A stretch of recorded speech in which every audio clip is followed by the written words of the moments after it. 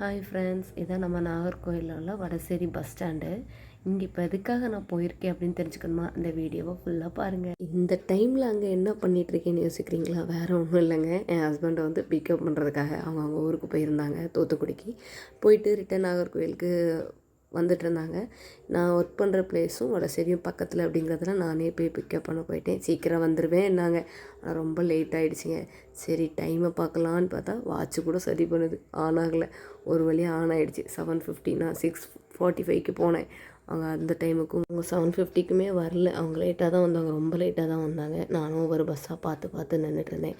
ஃபைனலாக வந்துட்டாங்க. என்ன பார்க்காத மாதிரி சார் ரியாக்ஷன் கொடுத்து மாட்டிக்கிட்டாங்க.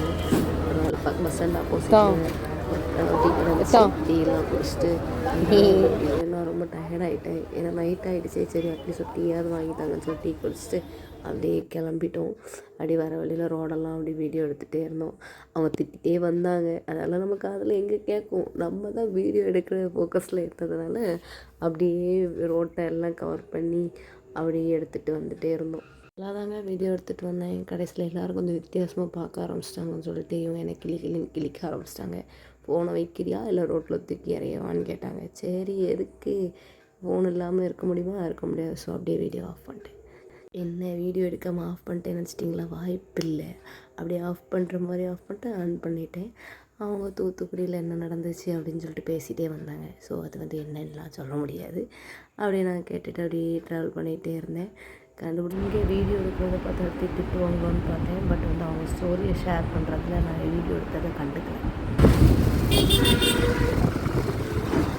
நான் இப்போ பேசினாலும் எதுவும் கேட்காது. இல்லை நான் நீங்கள் ஓட்டியே எந்த லட்சணம்னா அப்போ நான் எந்த அளவுக்கு ஓட்டியிருப்பேன்னு பார்த்துருங்க. ஆமாம், இன்னைக்கு இவர் எங்கேயோ கொண்டு என்ன ஓட போகிறாரு அது மட்டும் தெரியுது.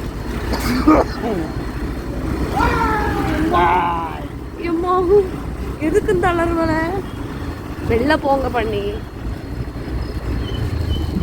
அப்படியே நம்ம ஆச்சி கடையில் போய் ஆச்சி இட்லி கடையில் போய் ஒரு முட்டை தோசை அப்புறம் ஒரு ஃபைல்லாம் போட்டு நல்லா சாப்பிட்டுட்டு அப்படியே அங்கேருந்து 5 ரூபாய்க்கு நடினா 1000 ரூபாய்க்கு நடிச்சிருப்பேன்.